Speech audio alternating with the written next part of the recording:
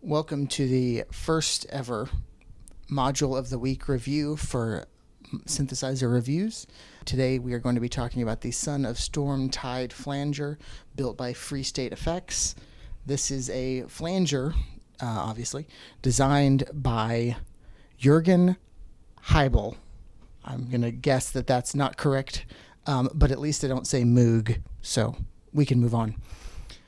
This is a flanger designed to kind of borrow some ideas from a few different eventide flangers that have been made, taking components and circuit designs from several of them to kind of make Jurgen's kind of ideal flanger. I'm going to show you just a couple features on it, and we're going to listen to some sounds, and I'm going to try and keep this under 5 minutes. So we'll start with some just white noise.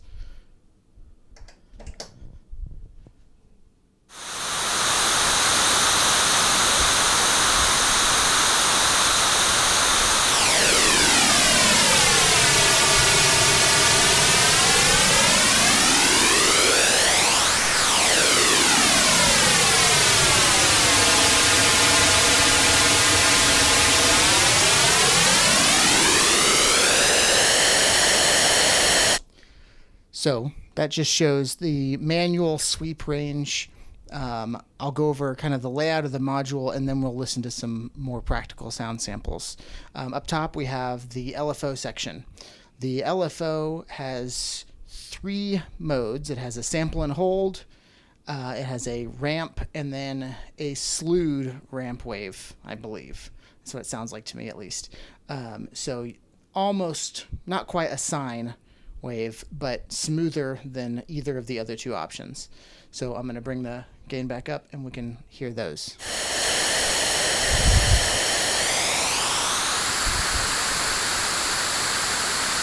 This is the swoop.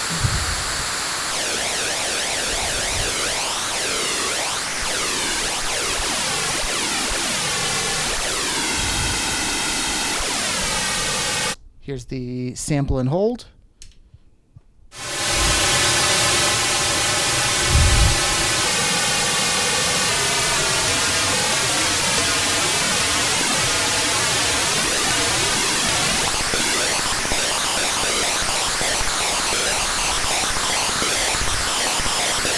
And then here is just the ramp wave.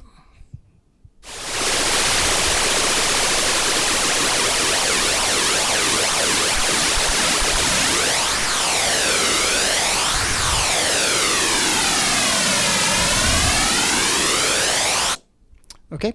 It also has an Lfo Out, which if you insert a cable in there to use the LFO for modulating another module, it does not break the connection between this section and the manual sweep. So it's going to be going the whole time.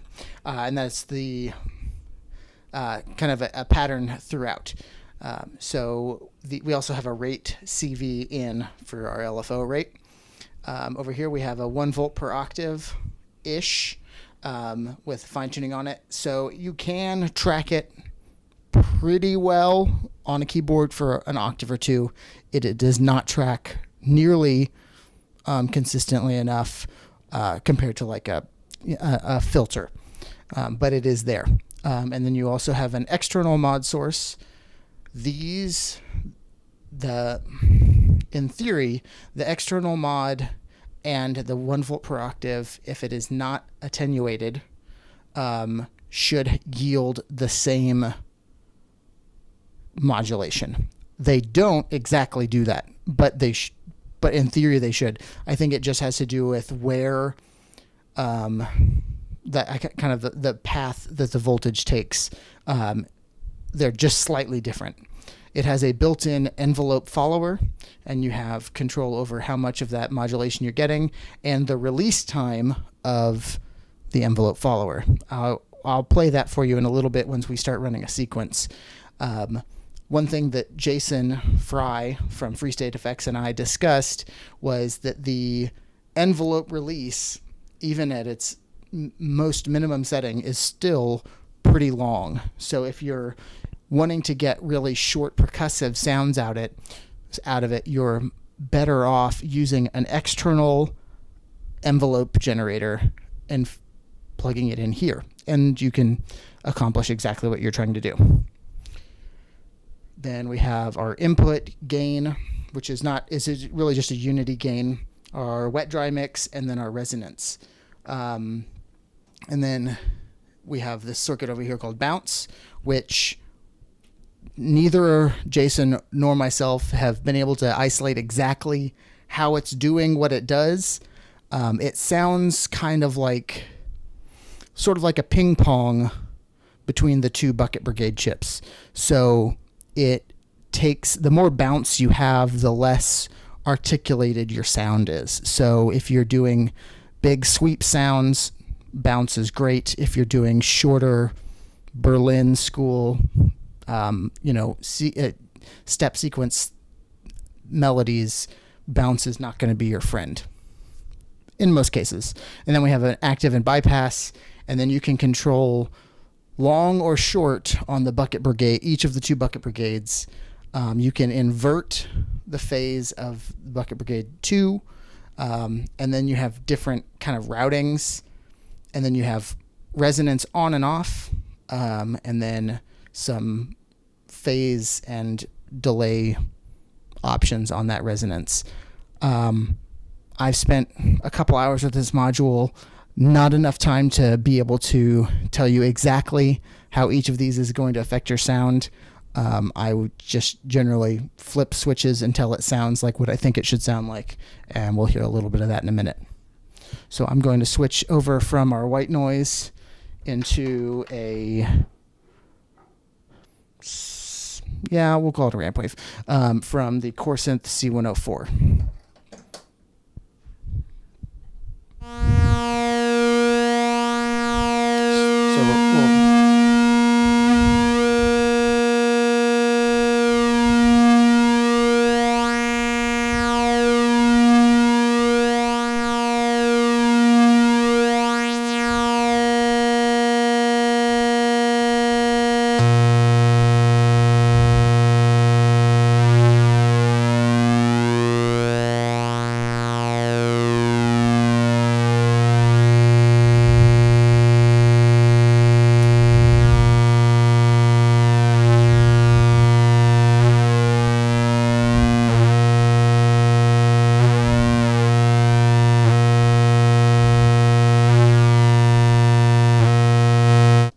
Okay, so that just shows you what a wave sounds like through it. I'm going to turn the sequence on.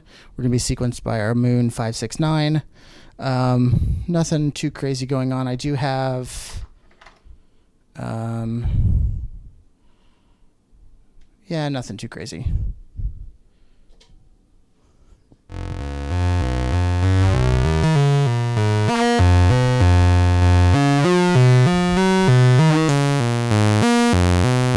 So this is our bypassed sound. You can just hear the sequence.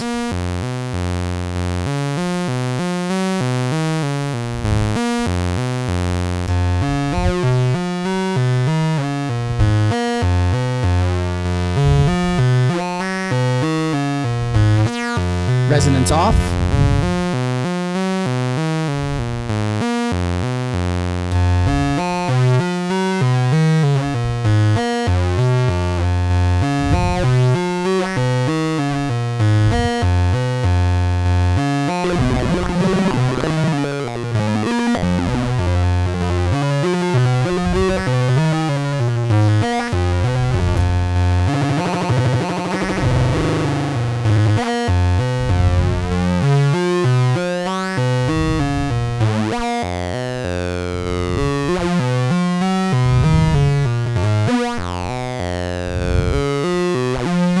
So we'll use a little bit of the built-in envelope follower instead of our LFO, just to hear how that's modulating it.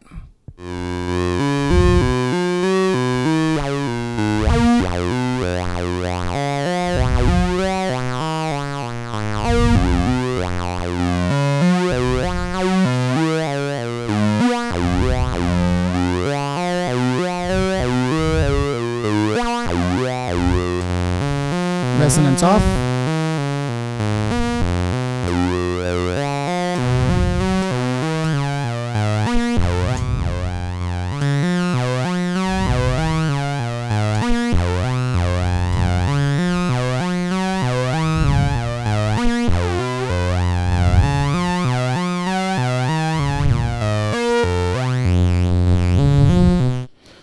So that shows kind of that long release time that we were talking about. I'm not going to feed any external modulation sources into it because you've already heard what it sounds like modulated. I think that, and we heard that bounce that if you rewind back, you can see what the bounce does to the sound. It just kind of smooths everything out, and that can either be a good thing or a bad thing, depending on your perspective and how you're using it. Let's see. I'm going to mess with the wet dry mix a little bit for you.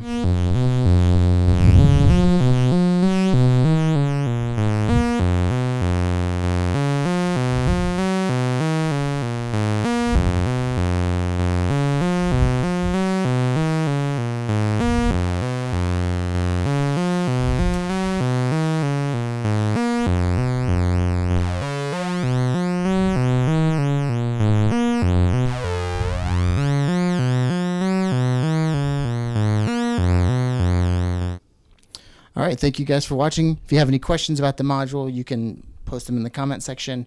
If there are enough questions that I need to do a follow-up video, I'm happy to do that. Just to set the record straight, this module was purchased by me from Freestate FX. It's also available through Noisebug. They did not compensate me for this. I make these videos because I want to.